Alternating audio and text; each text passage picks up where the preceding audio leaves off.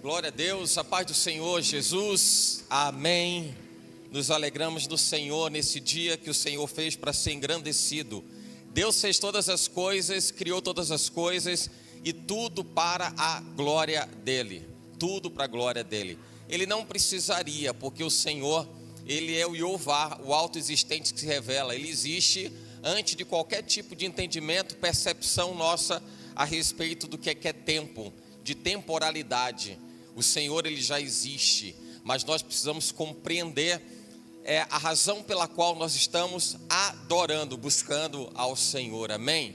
Eu ouvi algo assim por esses dias, que num primeiro momento você recebe isso como um impacto, e a pessoa, o pastor, ele dizia assim: você não nasceu para adorar a Deus, você não nasceu para adorar a Deus. Eu fiquei impactado com aquilo, a princípio eu disse: meu Deus do céu, o que é isso? É uma heresia, alguma coisa assim? Depois eu entendi o contexto. Às vezes a gente se permite atropelar em algumas coisas, porque a gente não entende o contexto das coisas, né? Quando nós escutamos, quando nós ouvimos. E ele falava a respeito de não termos sido criados para adorar a Deus, porque Deus não precisaria criar o homem para que ele fosse adorado. Ele, antes de todas as coisas, ele já existia, e todo o contexto de existência apontam para a adoração ao Senhor. Então, com a sua adoração ou sem a sua adoração, ele é adorado, né? Seja você abrindo a boca ou não abrindo a boca, ele é adorado. Seja você aplicando o seu coração a isso ou não, ele é adorado. Então, ele não precisa necessariamente da minha validação para que ele seja adorado. Ele é o Senhor, digno de toda adoração, porque dele, por ele e para ele são todas as coisas. Por isso, Senhor, bendizemos o teu nome, Pai, nesse dia que se chama hoje, Senhor. E o Senhor escreveu, o Senhor colocou na tua agenda, ó Deus, e pusestes, Pai, a nós nessa agenda. Isso que é o mais importante, Pai. O Senhor nos colocou nessa agenda, para que nós pudéssemos, Pai, ó Deus, nos alegrar, pudéssemos, Senhor, ter esse prazer, o privilégio, Pai, de adorar ao Senhor, ó Deus, de debruçar a nossa alma perante o teu trono, de reconhecer, Pai, o teu senhorio, ó Deus, de reconhecer que tu és o Rei, e não há outro, Pai. Não há Salvador e não há salvação fora de ti. Jesus é o Senhor para sempre, Ele é santo para sempre, Ele é Rei para sempre. Isso independe de quem quer que seja, porque Ele é o Senhor, digno de honra, de glória para todo sempre, Pai. Assim, Senhor, nós entramos em tua presença, Deus, com os nossos corações, Senhor, ó Deus, sensíveis à tua voz. Então permeia, Pai, a nossa alma, visita, meu Senhor, o nosso íntimo, e que o nosso interior, meu Senhor, segundo, Pai, o teu poder, ó Deus, sobre nós, esquadrinha, meu Senhor, os nossos corações, ó Pai, visita-nos, Pai, em profundidade, meu Senhor, e se revela a nós, ó Deus, revela-te, Pai, a nós de uma forma diferente, ó Senhor, não daquela que muitas vezes, Pai, a religiosidade nos leva a entender ou a enxergar quem era o Senhor, mas por experiências, Pai. Nós queremos, Senhor, ó Deus, conhecê-lo como o Senhor é, e da forma, Pai, como o Senhor se relaciona com todo aquele que abre o seu coração e se predispõe, Senhor, a ouvir a tua voz. Fala conosco, Senhor. Ó Deus, fala conosco, porque aqui, meu Senhor, os teus servos te ouvem, o teu povo te ouve, a tua igreja te ouve, Senhor. E nada, Pai, nos é mais importante, e nada nos será mais importante nesse tempo do que reconhecer o governo, o senhorio, Pai, a autoridade, meu Senhor, a excelência do teu poder que governa toda a existência, e governa esse instante, governa esse momento, e governa os nossos corações, e governa os tempos e as horas, e governa, Senhor, circunstâncias, e governa todas as coisas, porque, meu Senhor, se sequer cai um fio de cabelo da nossa cabeça, sem que o Senhor, ó Deus, tenha o teu cuidado para com isso, que dirá, meu Senhor, ó Deus, acerca, Pai, dessa vida macro, dessa vida tão gigante, desse mundo imenso, e das pessoas, Pai, que povoam essa terra. Estamos certos, meu Senhor, de que a tua voz, ó Deus, impera e ecoa nessa terra, ó Deus, e a glória do Senhor é manifesta nesse lugar, nessa terra, nesse tempo e sobre os nossos corações. Ó Senhor, faz ecoar, faz, meu Senhor, vibrar a tua voz dentro de nós, e que ela possa retinir, que ela possa sacudir, que ela possa, Senhor, fazer, meu Senhor, estremecer, ó Pai, o mais profundo da nossa alma, ó Deus, em reverência ao Rei dos Reis e ao Senhor dos Senhores. A Ti, Pai, seja a honra, glória, louvor, a autoridade, majestade, santidade. Pai, o Senhor é a razão de estarmos aqui nessa noite. Não há, Senhor, nenhum motivo, nada nem ninguém nos atrairia a este lugar, se não fosse pela presença de Yeshua HaMashiach Menatzeré, Jesus Cristo de Nazaré, o nosso alvo, Pai, o nosso amado, o amado das nossas almas, o desejado de todas as nações. Ó Deus, a nossa alma anseia, a nossa alma anela, a nossa alma deseja, a nossa alma, ó Deus, tem sede e tem fome de Ti, Pai, e da Tua palavra. Assim, Senhor, nos colocamos diante de Ti nessa noite, certo de que Tu és, ó Deus, aquele quem há de cumprir, de fazer e de completar a boa obra, Pai, sobre cada um de nós, em nome de Jesus. Você pode dizer amém? Aleluia! Glória a Deus, louvado seja Deus. Deixa eu perguntar uma coisa, porque Deus tocou muito meu coração nesse dia, para que eu começasse fazendo essa pergunta.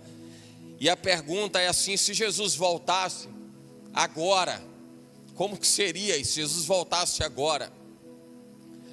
E é importante, parece que é uma pergunta que a gente repete em algumas circunstâncias ou muitas vezes, mas o quanto é importante a gente meditar a respeito da volta de Jesus. Nós estamos cercados de sinais da volta do Messias. Às vezes a gente fica procurando justificativa para dizer talvez não é agora, será que não é agora, não é esse o momento, ainda falta alguma coisa se cumprir. Eu tenho observado o cumprimento de todas as profecias das Escrituras para que Jesus volte. Então eu piso nesse altar com temor e tremor e penso diante de Deus: Senhor, se não houver tempo para que esse culto termine, porque haverá o arrebatamento da igreja, eu não posso deixar de dizer uma coisa: aplica o teu coração no Senhor, desperta a tua alma e se renda ao Rei dos Reis e Senhor dos Senhores, porque se ainda houver um segundo que seja para alguém considerar essas palavras, haverá ainda muita gente para pisar no céu, e muita gente que talvez ficasse nessa terra terá agora um novo destino, por ter aberto os seus ouvidos e inclinado o seu coração a reconhecer o governo e o senhorio de Jesus Cristo de Nazaré. Eu quero dizer isso antes de começar essa mensagem, porque quando Deus tocava o meu coração e falava a respeito da volta dele, da preparação da igreja, eu penso uma coisa, e essa foi uma convicção que o Senhor trouxe ao meu coração: a igreja não tem que estar em preparação, a igreja tem que estar pronta. Não tem tempo para entrar em preparação. Preparação, se Deus nos der, nós não temos a condição de entender, ou de saber, ou de antever se esse dia vai ser amanhã ou depois, porque a Bíblia diz que como um ladrão Jesus vai voltar. E não quer dizer que Jesus é ladrão, mas fala da surpresa, fala de pegar muita gente desprevenida, porque muita gente pensa que ainda tem tempo, mas como um ladrão de noite, assim está escrito. Jesus vai voltar e vai surpreender um monte de gente. Então não tem tempo para a gente ainda se preparar, tem tempo para a gente estar pronto. É a hora da gente estar pronto, é a hora da igreja estar pronta. Você entende isso? Você entende que eu estou dizendo isso para você? É tempo da igreja estar preparada, estar pronta, só esperando Jesus. Não dá para adiar e dizer assim: Senhor, eu vou melhorar, daqui para amanhã eu melhoro. Talvez não tenha tempo. Ó Jesus, daqui para o final do ano eu melhoro. Talvez não tenha tempo. Tempo para estar preparado nós sempre tivemos. E se a gente fizer uma análise crítica das nossas escolhas e defesa da nossa fé, a gente vai perceber que tempo é o que Deus mais tem dado para a igreja. É o que mais Deus tem dado para a igreja, é tempo. É tempo. A gente só está precisando aprender a aplicar esse tempo. Então, Jesus não é segundo plano, Jesus não é coadjuvante na sua vida, Jesus é prioridade, Jesus é protagonista, Jesus é o que é e é o que há de mais importante do que qualquer coisa que você julgue ser importante na sua vida. Jesus está acima, e não está pouco acima não, está muito acima, porque urge para a alma aflita, urge uma intimidade profunda e intensa com Deus, e nós só entenderemos isso na eternidade. Saiba disso, tenha certeza, na eternidade a gente vai entender exatamente a dimensão, a profundidade, a grandeza daquilo que o Senhor nos dá a conhecer nessa hora, para a glória de Deus, amém? Você que está com a sua Bíblia, eu quero compartilhar o texto do profeta Isaías, no capítulo 40, a partir do versículo 27, Isaías capítulo 40, versículo 27 em diante, nós vamos até o 31, tá? Então eu sei que você já abriu o texto, já está preparado, aleluia. Isaías 40, versículo 27, começa o texto dizendo: Por que, pois, dizes, ó Jacó, e tu falas, ó Israel, o meu caminho está encoberto ao Senhor, e o meu juízo passa de largo pelo meu Deus? Olha a pergunta. Não sabes, não ouviste que o eterno Deus, o Senhor, o Criador dos confins da terra, nem se cansa, nem se fatiga? Não há esquadrinhação do seu entendimento. Dá vigor ao cansado e multiplica as forças ao que não tem nenhum vigor. Os jovens se cansarão e se fatigarão, e os jovens certamente cairão, mas os que esperam no Senhor renovarão as suas forças e subirão com asas como águias, correrão e não se cansarão, caminharão e não se fatigarão. Eu sei que essa palavra é para mudar a história da vida de muita gente que crê. E eu não sei se você, igual a mim, é alguém que crê naquilo que Deus pode fazer quando a nossa fé está além do tempo, além das circunstâncias, além dos episódios, além dos eventos, além de todas as coisas. Se isso é com você, glorifique a Deus. Toma o seu assento, mas toma o seu assento com muita convicção, com muita certeza de fé, porque Deus, Ele é o Senhor, para sempre Deus é o Senhor, amém, glória a Deus, glória a Deus. Vamos lá, vamos entender o que é que Deus trata conosco e o que é que o Senhor tratou com Israel através do profeta Isaías. Primeiro a gente entender que o profeta Isaías, ele fala para Israel no tempo do exílio babilônico. O que foi o exílio babilônico? O exílio babilônico foi um tempo em que a Babilônia se sobressaiu como povo, nação, comunidade, civilização mais poderosa do seu tempo e subjugou Israel. O que significa dizer que à época Israel se viu debaixo das vontades da Babilônia, e dentro das suas tradições, dentro da sua cultura, dentro do querer do governo babilônico. E aí fez com que o povo de Israel fosse levado cativo. Você se lembra das levas, das 3 levas que o povo de Israel foi direcionado para a Babilônia, para viver debaixo da vontade de Nabucodonosor e toda a sua estrutura hegemônica, né? A hegemonia da Babilônia sobre a nação naquela época e governando sobre Israel. Agora, imagina que isso acontece num tempo em que nós sabemos que a grande marca de um povo, a grande identidade de um povo era a sua terra. Continua sendo até os dias de hoje como nós abraçamos o patriotismo. Quando alguém fala, mas você pode até estar insatisfeito com o que acontece no nosso país. Você está insatisfeito? Você está feliz com tudo que acontece no nosso país? Não está, né? Mas é aquela história, vai alguém de fora, especialmente de fora, falar mal do nosso país, a gente meio que se levanta e defende o nosso país. Meu país é a minha pátria. Você não está nem pensando quem está fazendo a besteira por aí, mas você defende a sua pátria.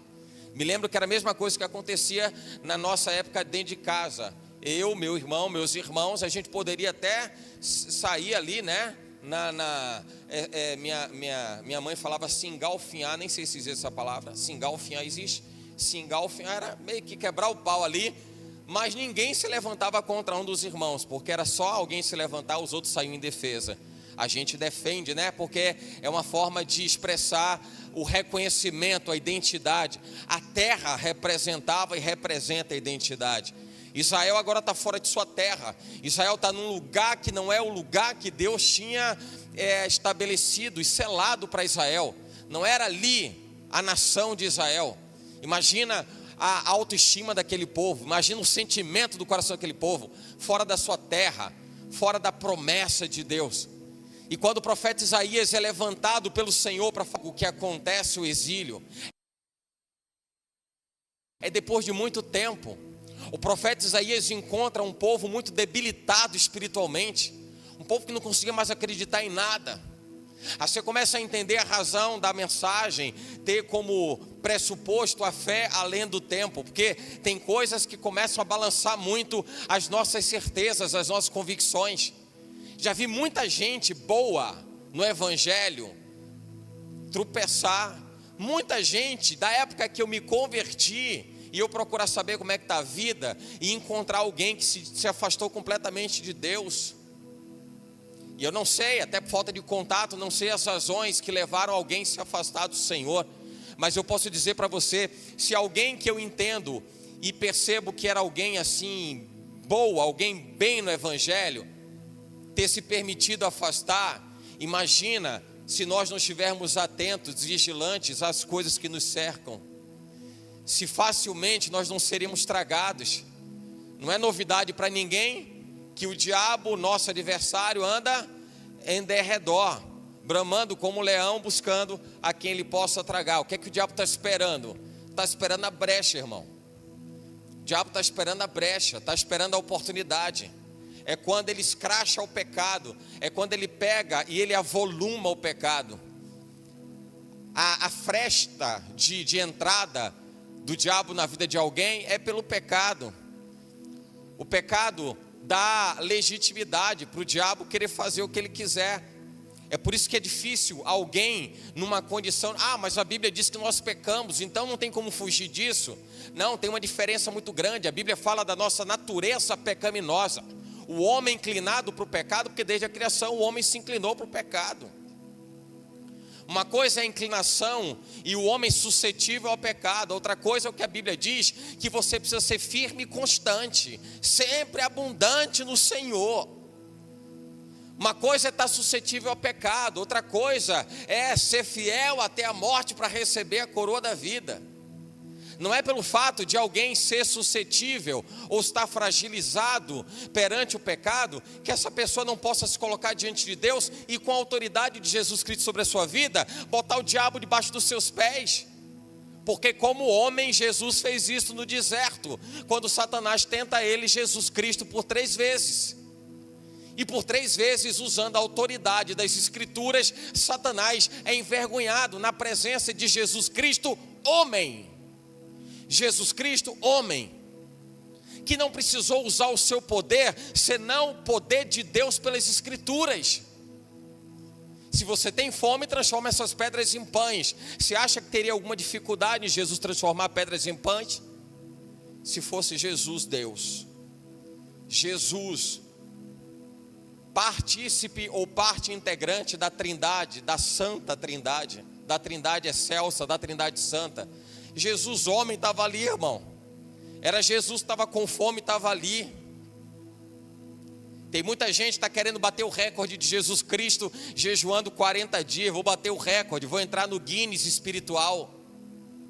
Primeira oportunidade que o diabo coloca ali a chance de alguém converter pedra em pão, não vai perder a chance. Vai querer encher o bucho, vai transformar a pedra em pão e vai saciar a fome, vai querer satisfazer a carne. Jesus é parâmetro, é referência, para que a gente possa olhar para Ele e enxergar nele que as nossas capacidades não vêm de nós mesmos. Nós não temos força alguma, mesmo porque a inclinação do homem é para o pecado. Mas o homem fortalecido, a figura humana, tá? O homem, a figura humana, homem e mulher. A figura humana fortalecida em Cristo é mais que vencedora. Aí a gente com autoridade consegue colocar Satanás debaixo dos nossos pés. Porque quando Jesus fala de colocarmos Satanás debaixo dos nossos pés, Ele não fala pela vontade ou pela vaidade, o orgulho ou o ego do homem. Ele fala pela autoridade da palavra. Essa é a grande questão. Ainda que sejamos pessoas suscetíveis ao pecado, e o pecado é a brecha, é o mecanismo ou meio pelo qual Satanás se infiltra na vida de alguém, e eu falo um pouco mais sobre isso daqui a pouco. Mas a despeito de existir a questão do pecado, o Senhor, Ele levanta a natureza de Jesus Cristo espelhada na vida do homem, cuja natureza caída não poderia vencê-lo, não poderia vencer Satanás. Mas a natureza restaurada, diga comigo, natureza restaurada. Essa natureza você tem, irmão. Natureza restaurada. Não é pelos seus belos olhos, não é pela sua formação, não é pela sua influência, não é por absolutamente nada disso, mas pelo relacionamento, pela intimidade, pela profundidade. Aí Ele espelha a natureza dele em você. E é por isso que o diabo não gosta de olhar um crente que está firme na palavra. Aí você pega a Bíblia e vai ler. O diabo vai perder tempo com você, irmão? Você acha que ele vai perder tempo com você? Você está lendo a palavra. Você é uma fortaleza nessa terra. Não vai perder tempo com você. Você lê a palavra. Quanto mais você lê a palavra, mais você se fortalece, mais você está afastando a possibilidade de se enveredar, de se envolver com o pecado. Você está lendo a palavra, você está orando, você está buscando. Eu tenho falado muito em casa, conversado muito em casa a respeito do que é o evento motivador de nós estarmos na igreja.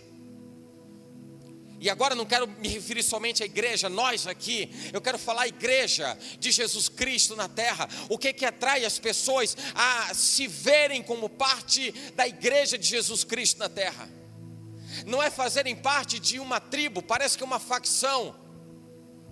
Tem gente que quando fala da sua denominação, você percebe que não é amor pela obra de Deus naquele lugar. É pela vaidade de fazer parte de um conglomerado de gente que só alimenta a vaidade no seu coração. Se enche de orgulho de fazer parte de alguma coisa. E a alma dela é alimentada por aquilo, alimentada daquela forma, alimentada daquele jeito. Muitas vezes é pelo que ela vive na igreja, é o movimento. Mas Jesus não é o lastro daquilo, não é o agente motivador daquilo. Muita gente se envolve por conta da estrutura da igreja, da atividade da igreja, do ajuntamento de pessoas, mas o agente motivador não é Jesus Cristo.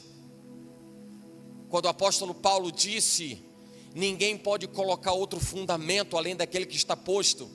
Esse é um recado para a igreja entender que ela tem um pressuposto que não pode ser mudado. Igreja só é chamada de igreja de Jesus se Jesus for o lastro. Se as pessoas se alimentam da igreja ou do momento de estarem na igreja por causa do evento, por causa da festa, por causa da celebração, por causa disso, daquilo outro, ela está perdendo a oportunidade de refinar relacionamento. E relacionamento com Deus não é algo que se faz a curto prazo. É por isso que muita gente quer se relacionar com Deus no curto prazo. Vai ver alguém que está afastado, está distante do evangelho, ou sequer considera o relacionamento com Deus. No primeiro momento de perrengue na vida, ela diz assim: ai meu Deus, ore por mim. como se ela estivesse comprando alguma coisa num fast food, que ela passa no caixa, diz o que quer, dá uma meia volta e do outro lado está pegando aquilo que ela deseja. Não existe fast food de relacionamento com Deus, irmão. Não existe fast food de relacionamento com Deus. Não é dessa forma. Não vai ser dessa forma. Relacionamento com Deus se faz de tal maneira que você até compreende os momentos, ainda que não desejáveis, mas você compreende que mesmo passando pelos perrengues e dificuldades, Deus não deixou de estar no controle.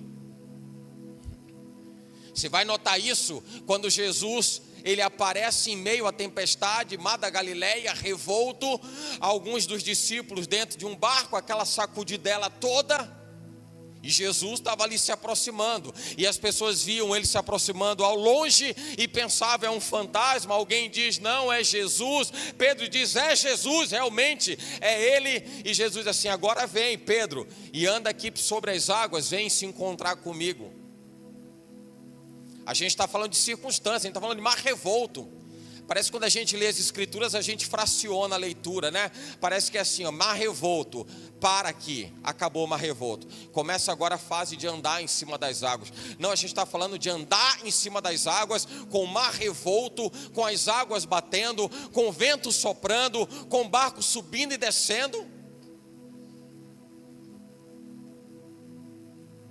E eu fico imaginando algumas pessoas num barco como esse, por exemplo, eu numa situação dessa. Jesus da glória, porque aquele negócio, se você anda ali no ferry boat, qualquer sacudidelazinha, eu já começo, né? Imagina um negócio daquele que era um barco de porte pequeno, vento batendo, sacudindo. Você percebe que ali a gente está fazendo referência a uma circunstância de complexidade, difícil, a situação é difícil. Mas até ali tem algo de Deus, tem algo espiritual. É porque, não sei se você está me entendendo, mas crente entende, percebe que mesmo quando passa por uma prova, uma dificuldade, uma provação, um problema, ele sabe que Deus continua no controle. Talvez seja uma forma de você começar a aferir qual é o significado de fé. Quando alguém, no primeiro aperto, ajuste de parafuso, a pessoa começa a tremer na base. Já não sabe o que está acontecendo. Por que eu estou falando tudo isso? Porque é exatamente o contexto em que Isaías fala com Israel. Um povo que já estava desacreditado. Um povo que questionava, Deus não olha mais para a gente. Deus não liga mais para as nossas necessidades. E quando eu falava há poucos instantes que essa é a brecha que Satanás precisa, ele só precisa que alguém abra ali uma frechinha de nada de pecado para que ele possa infiltrar. É muito fácil. Imagina um pé de cabra, alguém precisa abrir uma janela, uma porta, alguma coisa, e tem um pé de cabra na mão. Vai ficar muito mais difícil alguém usar o pé de cabra se não encontrar brecha nenhuma. Mas se essa pessoa consegue em algum lugar, ela consegue encontrar uma brechinha, o pé de cabra vai encaixar bem ali. E ela vai conseguir forçar até que ela consegue arrombar a porta ou arrebentar a janela. De tudo que você deve guardar, guarda o teu coração.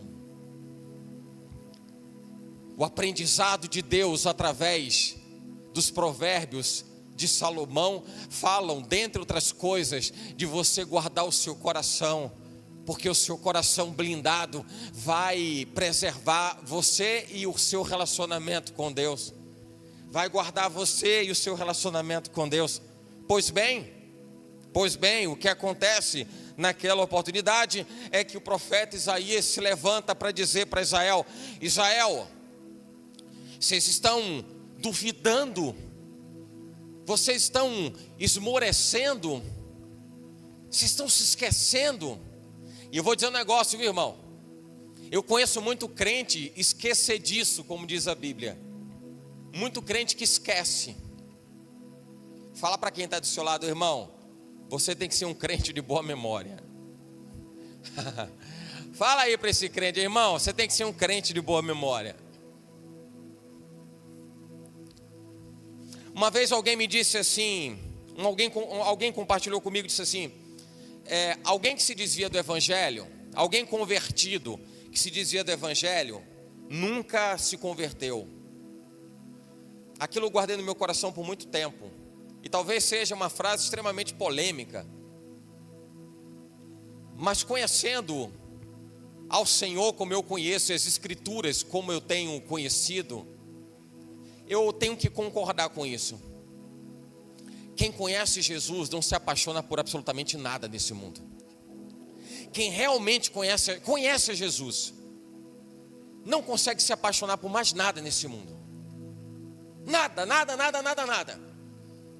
Dinheiro, príncipe encantado, condição de vida agradável ou apetecível aos olhos humanos. Ninguém vai se apaixonar mais por essas coisas do que pelo Senhor. Me lembro de o Senhor vai trazendo à lembrança algumas coisas. Me lembro de um irmão muito querido, que partiu no período da pandemia. A esposa dele, a viúva dele, nossa amiga também, irmã, ela disse assim: eu tenho certeza, ela disse para mim assim, muito, muito feliz, muito confortada. Ela disse assim: eu tenho certeza que quando ele estava naquele leito do hospital, ele teve um momento muito especial com Jesus. Quando ele viu Jesus, ele caiu fora, ele não quis nem voltar. Por isso que ele morreu. Eu disse assim: verdade, verdade. Porque quem se apaixona por Ele, na primeira oportunidade de se desprender desse mundo, não perde a chance. Conhecer Jesus não é algo sazonal. Por isso que eu entendo que conversão não fala de sazonalidade, não fala de um tempo, temporalidade, não fala de uma circunstância. Eu entendo que envolvimento com Jesus Cristo é para sempre. É para sempre. Quando a gente conhece ao Senhor, a gente entende que ali está de fato está ali a conversão. É que nós criamos determinados tipos de modelos de conversão, talvez até para suprir o nosso ego, a nossa vaidade. E aí lá se vão denominações para cima e para baixo, cada uma querendo enxergar do seu jeito, ou criando seus mecanismos para poder se alegrar da sua forma. Alguém foi na frente, aleluia, olha, ele foi lá na hora que chamaram e tal. Talvez tenha ido só por emoção, talvez tenha ido porque alguém deu uma cotovelada na costela do vaso, e eu tenho que ir por constrangimento. Eu levo muito a sério a forma como o apóstolo Paulo, até então Saulo, ele se converteu, porque aquela experiência dele foi ele, caminham para Damasco, aí ele fica cego, Jesus pergunta a ele: por que me persegue? Ele começa a debater, a conversar, quem é, tem gente que está do lado, está dizendo: o que é isso, esse cara está falando sozinho, está ficando doido, desorientado, o que é que está acontecendo? Ali não tem teatro, não tem apoteose, não tem festa, não tem fogos de artifício, não tem nenhum tipo de coisa, sei lá, alguma coisa que tenha sido feita somente para poder atender o alento da alma humana. Ali foi experiência. Por que você me persegue, Saulo? E toda a história de conversão de Paulo depois daquele momento. Isso me faz entender que nós temos circunstâncias de profundidade, de conhecimento de Deus, para dizer: Senhor, nada vai me afastar da Tua presença, nada tem poder de me afastar da Tua presença. Falta comida no prato, não afasta. Falta emprego e oportunidade no mercado de trabalho, não afasta. Falta reconhecimento, não afasta. Problema, seja ele qual for, não afasta. E eu percebo que alguém que consegue transpor cada uma dessas dificuldades se enquadra naquilo que Jesus disse: aquele que não deixa pai, mãe, irmão ou irmã. E eu entendo que Jesus está falando: quem não deixa o problema, quem não deixa a escassez, quem não deixa a rejeição, quem não deixa o orgulho, a vaidade, quem não deixa essas coisas por amor de mim, não é digno de mim. A leitura que eu faço disso é a nossa na guerra. A gente está na guerra. E na guerra a gente tem que lutar, porque é luta, irmão. É luta. Você luta para que você não seja vaidoso.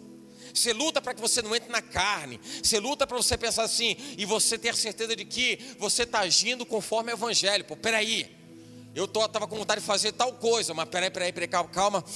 Respira. Ai, eu sou um cidadão do céu, cidadão do céu, cidadão do céu, cidadão do céu. Para não cair na besteira de fazer uma bobagem. Aí Isaías fala, segundo a vontade de Deus, está ali o profeta Isaías falando para o povo de Israel: por que vocês abandonaram a fé? Por que vocês rejeitaram a fé? Por que vocês esmoreceram na fé? E não tem como a gente viver a fé além do tempo, porque quando eu falo de fé além do tempo, eu me refiro a uma fé que transcende circunstâncias, possibilidades, se dá certo ou não dá certo, se eu vou ser favorecido ou não favorecido, se tem recompensa, se não tem recompensa. Fé além do tempo.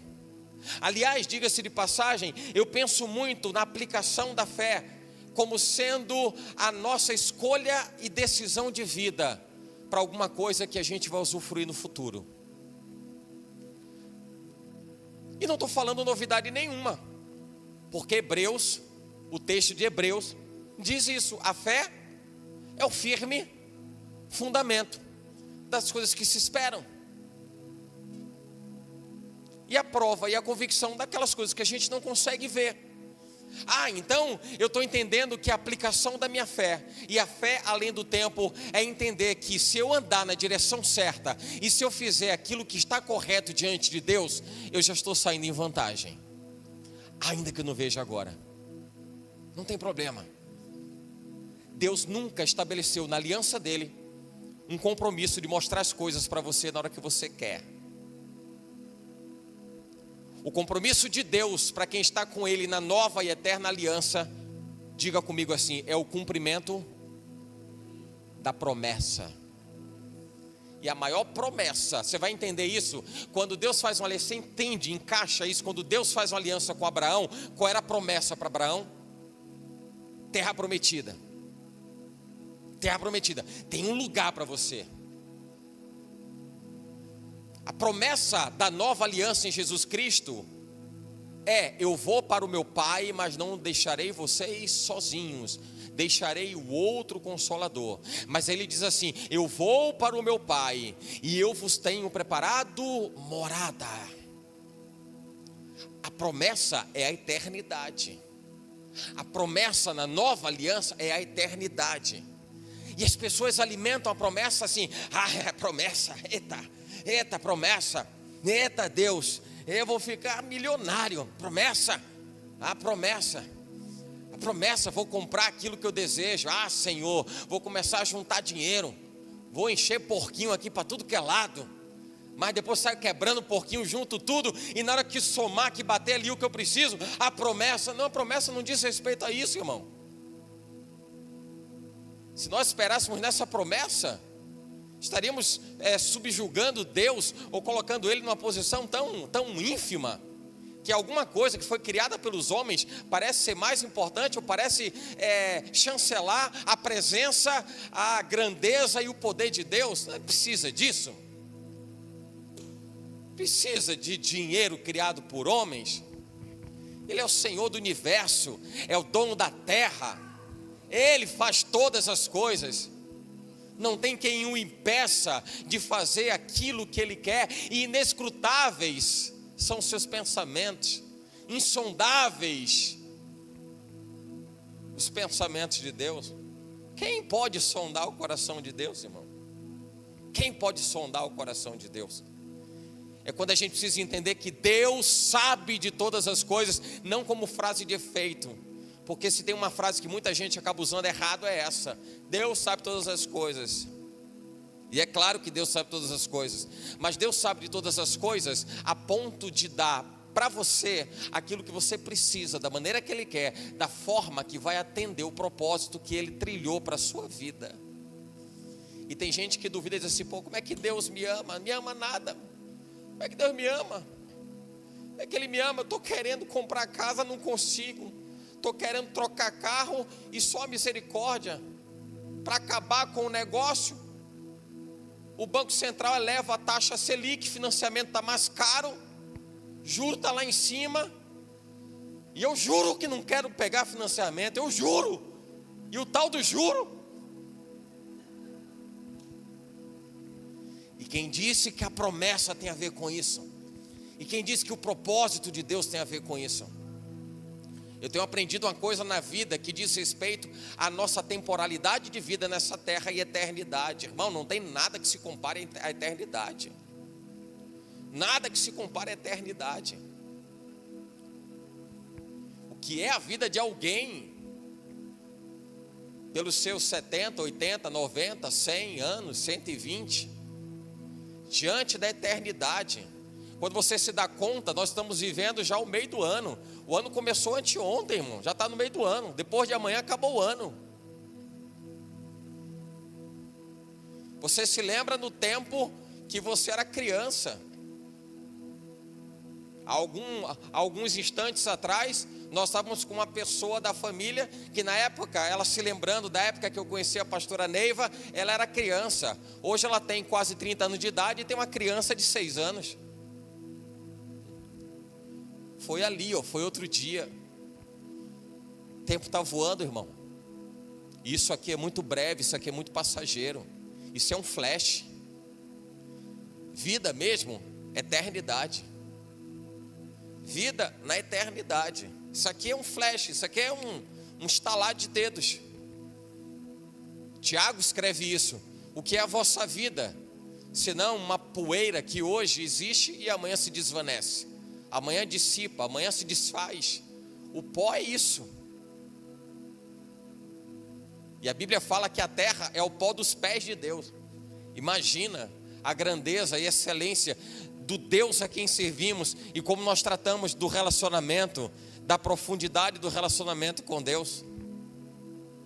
O profeta Isaías está falando para Israel: Israel, acorda, vocês estão churumingando pelas coisas que aconteceram.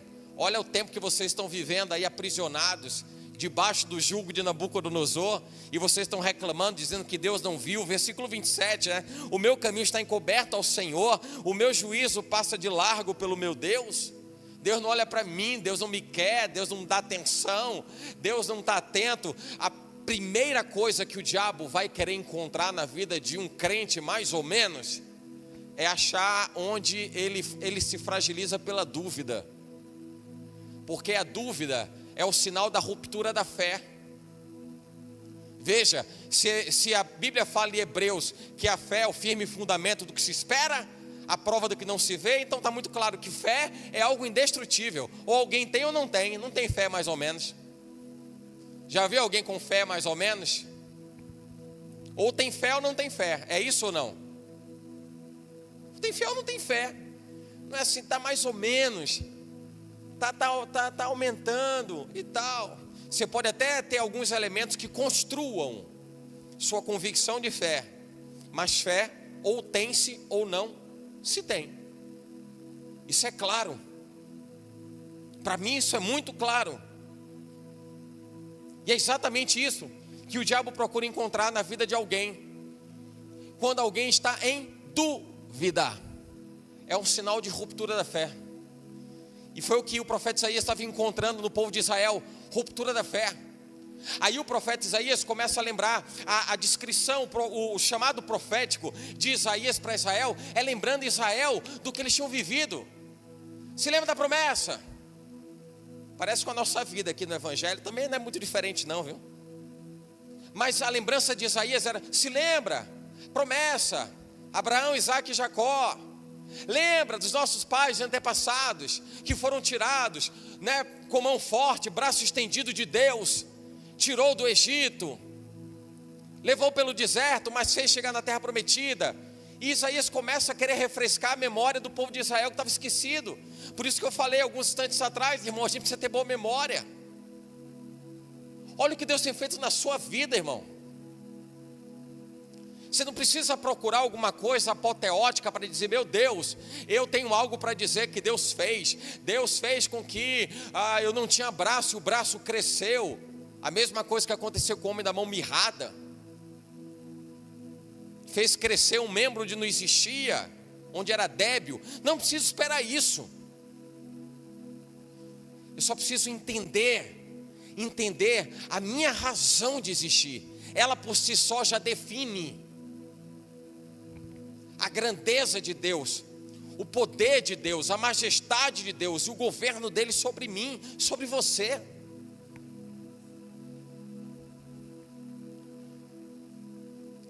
Qualquer pessoa que entregou o coração para Jesus Cristo tem razões de sobra de dizer assim: Ele tem feito muito na minha vida. Ele tem feito muito na minha vida. Porque agora o nosso prisma, o nosso ângulo de visão não é como de outro tempo, de outras circunstâncias, de outras ocasiões. Agora a gente enxerga Deus em tudo. Tudo. Falta o dinheiro para inteirar, para pagar alguma coisa, Deus está nesse negócio. E não é na perspectiva de que Deus vai levantar alguém para poder fazer pix para mim. Não estou falando isso não, irmão. Aí é querer manobrar Deus para fazer a vontade de quem quer. Não estou dizendo isso. Eu estou dizendo, passo por um aperto, Deus está nesse negócio. Eu estou aprendendo alguma coisa. Alguma coisa Deus está me permitindo aprender com isso. Eu estou sendo ensinado. Perdeu o buzu no ponto, Deus quer me ensinar alguma coisa. Alguma coisa. Nada mais é natural, irmão. Quando a gente conhece a Jesus Cristo, nada mais é natural. Tudo é sobrenatural. Tudo é sobrenatural. O que você faz, seus movimentos, o entrar e sair de casa, o ir para o trabalho, voltar do trabalho, resolver os problemas de trabalho, resolver os problemas dentro de casa, nada mais é natural, nada mais é apenas a rotina. Tudo isso tem um modus operandi de Deus trabalhar. Deus está mostrando, está mostrando, está mostrando, está mostrando, está mostrando, está mostrando, está mostrando. Se chega aqui na igreja, horário de início, Deus está falando alguma coisa naquele início. Começa a oração, Deus está falando oração. Está louvando, Deus está falando louvor. Está tudo. Tudo. Daqui a pouco a gente sai, vai para casa. Deus vai estar falando alguma coisa, irmão. Aí o profeta Isaías está falando com Israel e está dizendo: vocês estão desperdiçando a oportunidade de se fortalecerem, de acreditarem, de confiarem. Não deixem que a dúvida consuma vocês. E eu falava que parece muitas vezes conosco. Quantas pessoas se esquecem daquilo que Deus tem feito? Quantas pessoas se deixam levar pelas circunstâncias? Quantas pessoas se deixam dominar pelo desespero?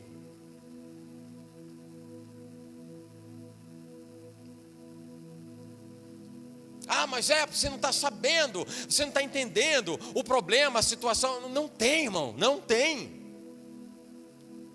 Quando eu usei como exemplo o episódio de Jesus no mar da Galileia revolto e chamando Pedro para andar sobre as águas, Jesus chama Pedro para andar no lugar onde havia tormenta.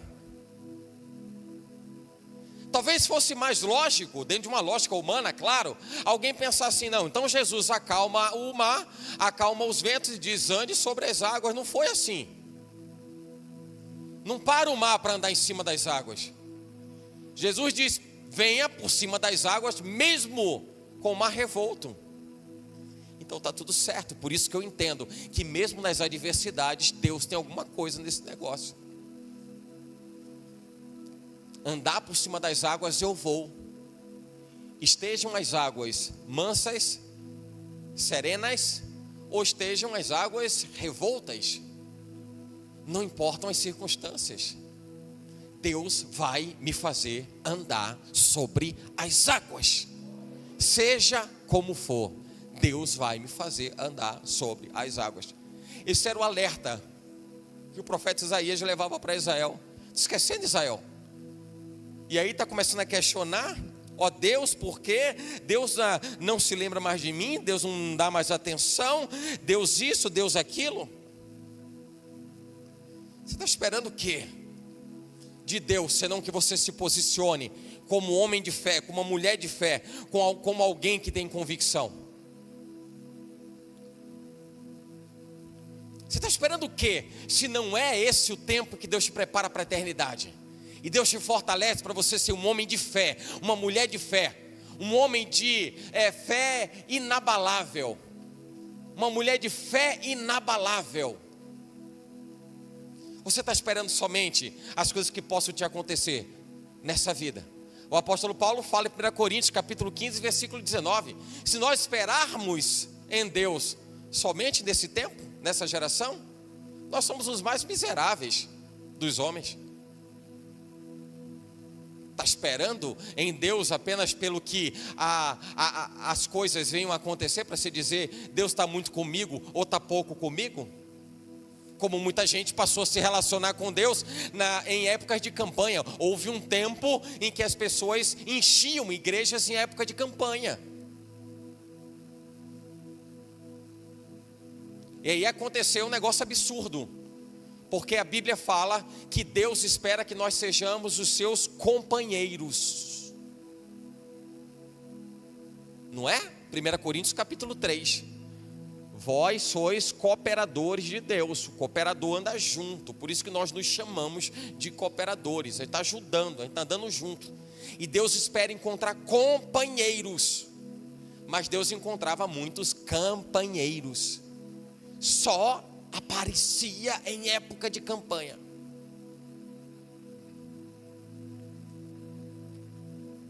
Vamos ser sinceros. Imagina se alguém só vem até você para te pedir alguma coisa. Não que você não tenha um coração altruísta, de querer fazer bem, generoso, bondoso.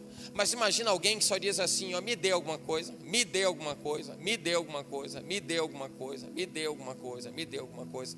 Acho que tem uma hora que você vai parar e vai dizer assim, peraí, você só sabe vir aqui para pedir? Só sabe vir aqui para pedir?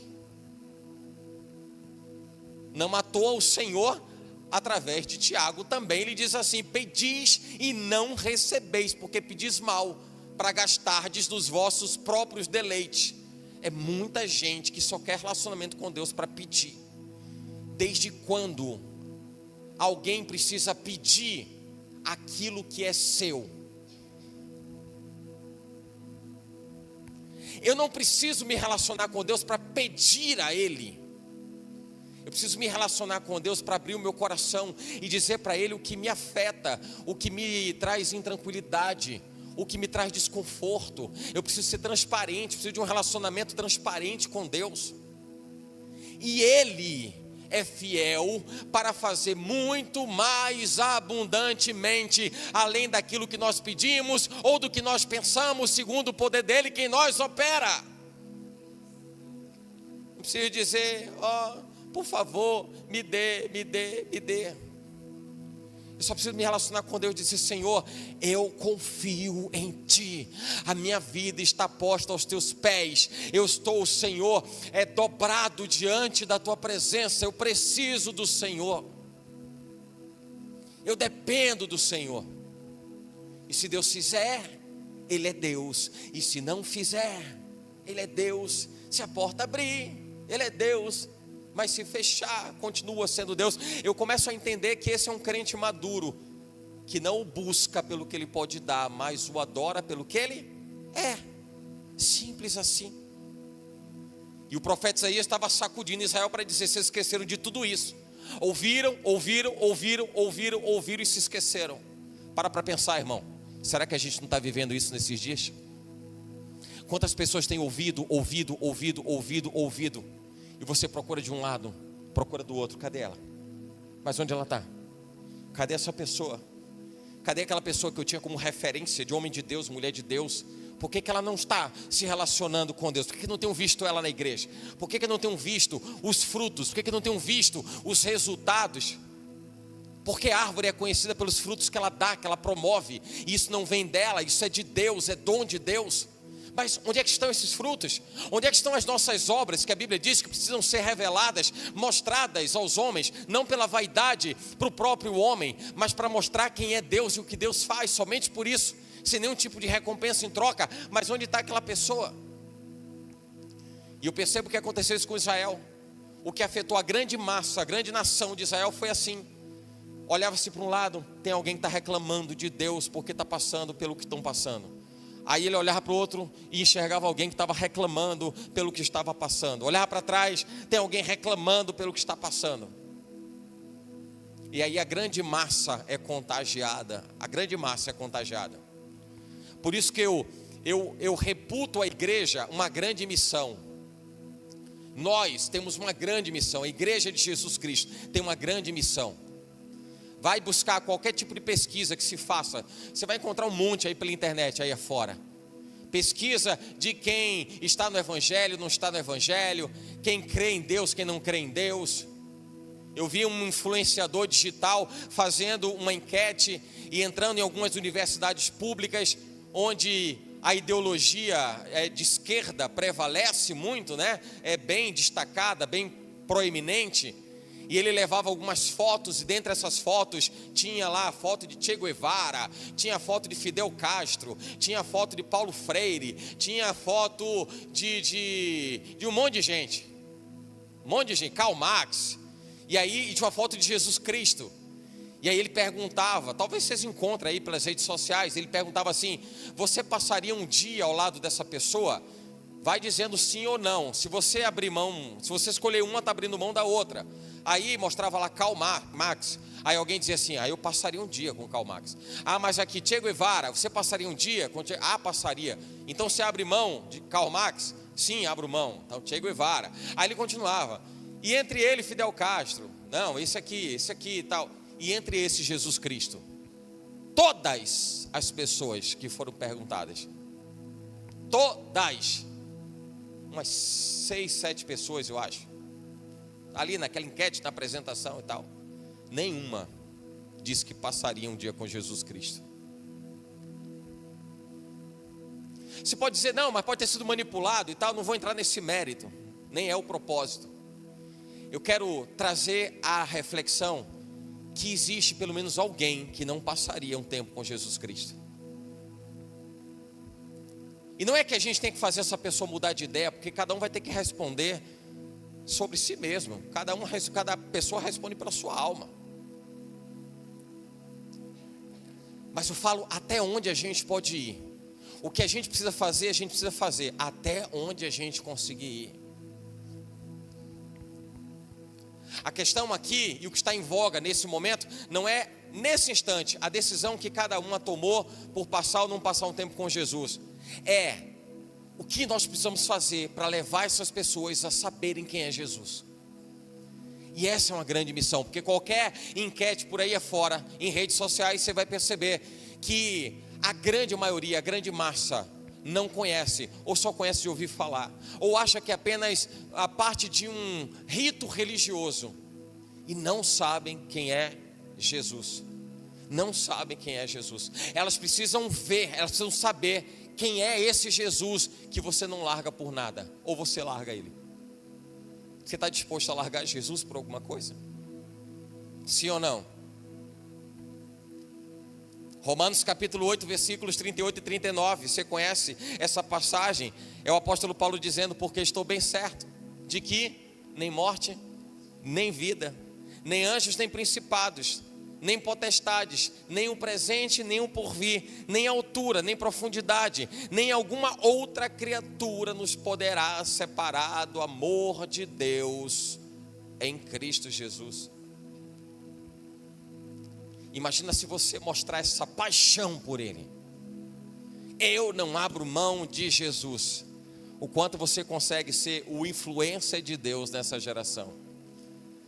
Num tempo que as pessoas querem ser influencers, quem sabe ser um influencer de Deus, que vai repercutir e ecoar por toda a eternidade. O profeta Isaías está sendo usado por Deus para dizer para Israel: acredita, meu filho, continua confiando, ou recobra a confiança que foi perdida, ou retoma a confiança que foi perdida. Agora eu pergunto a você, você acha que presença de confiança ou ausência de confiança tem a ver com o quê? Tem a ver com a forma como nós olhamos para aquilo. Entenda comigo, veja se você concorda, se você pensa ou você alcança o meu raciocínio nesse aspecto. Imagina que se alguém duvida de alguma coisa, é porque ela deixou de acreditar naquilo. Óbvio, isso é muito claro. Se eu ando lado a lado com Jesus, eu acordo com Jesus. Vamos lá, vamos comigo. Eu acordo com Jesus. Aí eu vou almoçar, eu almoço com Jesus. Aí eu vou trabalhar com Jesus. Aí eu volto para casa e eu vou tomar o meu café, jantar com Jesus. Aí eu vou dormir com Jesus. No dia seguinte eu faço a mesma coisa. E no outro dia, tudo igual. Tudo igual. Tudo igual. Você acha que nessas condições essa pessoa está mais suscetível a se afastar dele ou permanecer firmado e cada vez mais firmado nele? Cada vez mais firmado. A grande questão que levanta dúvidas em relação ao poder de Deus e mexe diretamente é a ruptura da fé, é o sinal da trinca na fé, é a dúvida é a trinca da fé, a ruptura, né, do que se entende por fé. A grande questão está no fato das pessoas não olharem ou não terem tempo mais para Ele. E eu vou dizer um negócio, se isso marca o meu coração, imagina o coração de Deus.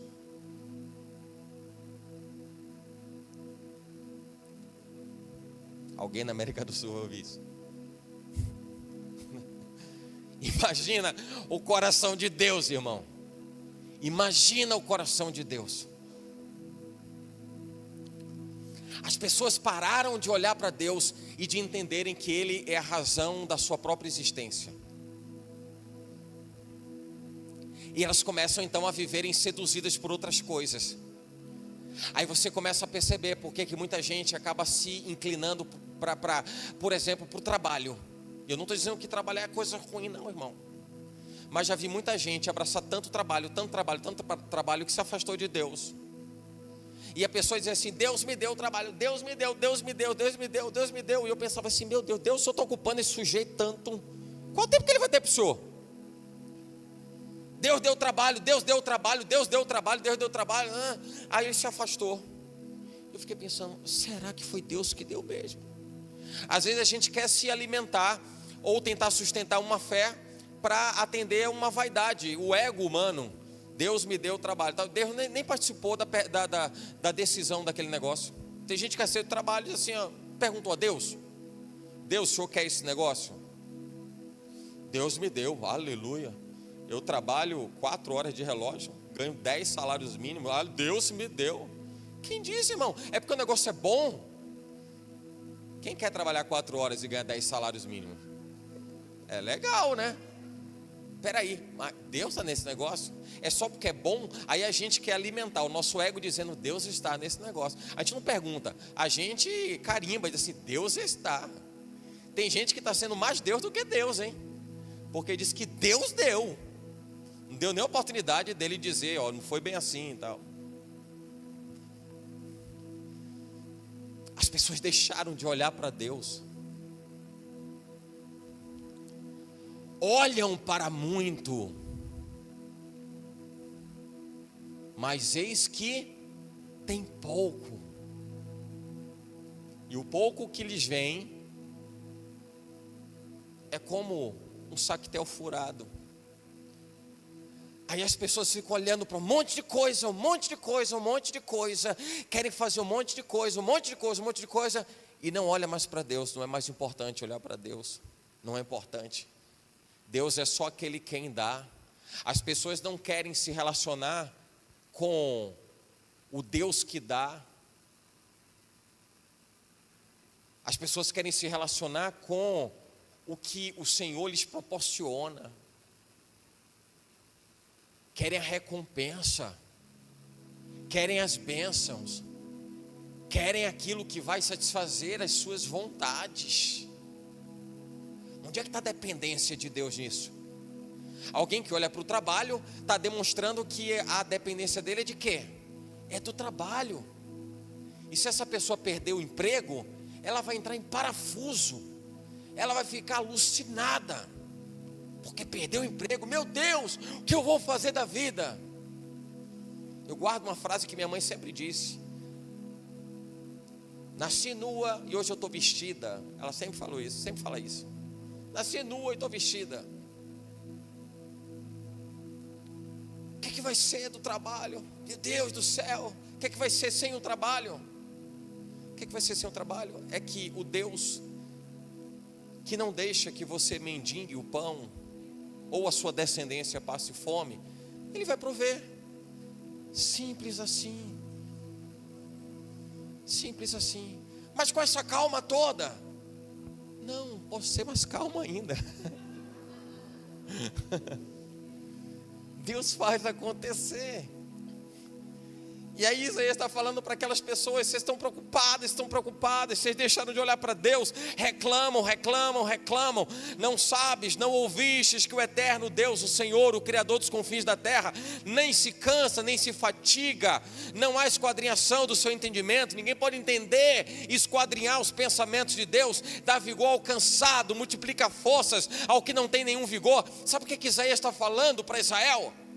É trazendo os atributos de Deus e dizendo: tudo isso está em cima de você. O Deus eterno, está falando de eternidade, Deus eterno. Aí essa passagem fala do Criador, fala de força, fala de sabedoria, atributos de Deus. Deus é eterno, Deus é Criador, Deus é força, Deus é sabedoria. Isaías está dizendo: será que você não percebeu? Será que você não notou que Deus é tudo isso sobre você, Israel?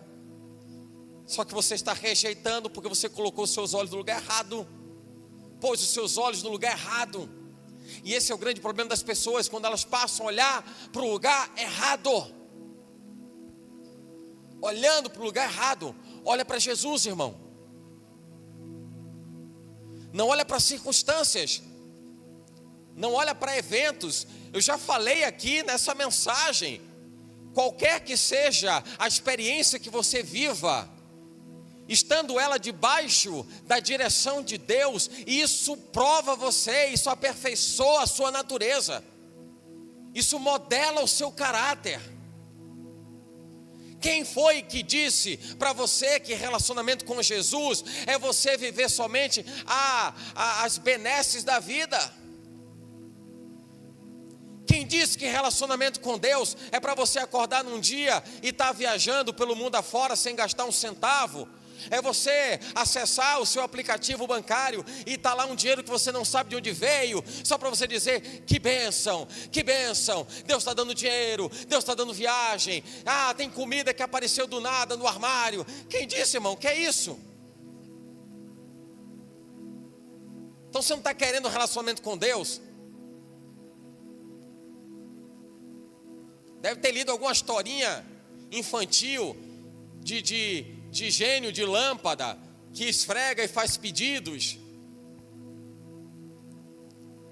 Relacionamento duradouro com Deus vai te levar ao final da jornada e você dizer assim: olha que coisa boa que eu vivi, eu combati o bom combate.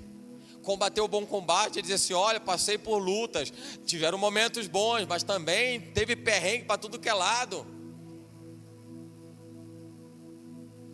É você chegar no final da jornada e dizer assim: olha, eu fui um bom vegetariano, monte de pepino na minha vida e abacaxi para descascar.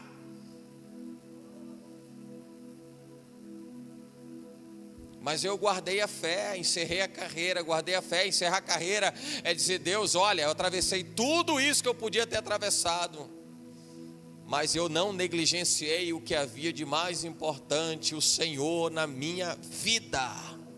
O Senhor na minha vida. É isso que Deus espera. Diz a Bíblia no Salmo 53, versículo 2: Deus olhou desde os céus para os filhos dos homens, para ver se havia algum que tivesse entendimento e buscasse a Deus. Imagina Deus olhando por sobre a terra e buscando qual é o coração que está alinhado, qual é o coração que está na mesma frequência, a mesma sintonia, para que ele possa olhar e dizer assim, ali ó, ali está alinhado. Lembra da história de Jó, né? Está ali está o meu servo Jó, ali está o meu servo Jó. Às vezes a gente quer referenciar a nossa vida como alguém que passa pelas provações de Jó, né? Passando dificuldade, passando os problemas, passando as dores, as angústias. Mas a Bíblia fala que Deus recompensou a Jó ou não? Ou só tem isso na minha Bíblia? Deus recompensou a Jó, não recompensou?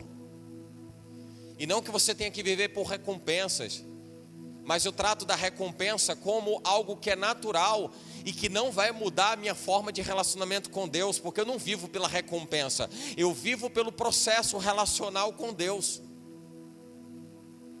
E isso vai fazer com que, se algo de bom acontece comigo, isso é tão natural como se algo de ruim acontece comigo. Se alguma coisa boa acontecer, glória a Deus. E se alguma coisa que não seja boa acontecer, glória a Deus.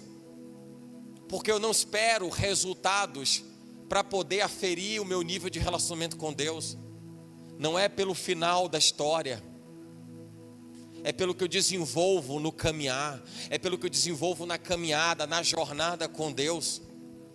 E Ele olha para encontrar algum coração que tenha entendimento e seja reverente para reconhecê-lo como o Senhor, de fato, o dono da sua vida. Isso é fé além do tempo, irmão. Isso é fé além do tempo que transporta propósitos que vão além de circunstâncias. Fé além do tempo é transportar o propósito além dos momentos, das circunstâncias. Aconteceu um negócio que deu errado, não tem problema, eu vou passar essa página, vou adiante, e eu estou levando comigo o propósito, ele continua comigo. Viver segundo a vontade de Deus continua sendo uma premissa, um fundamento da minha vida.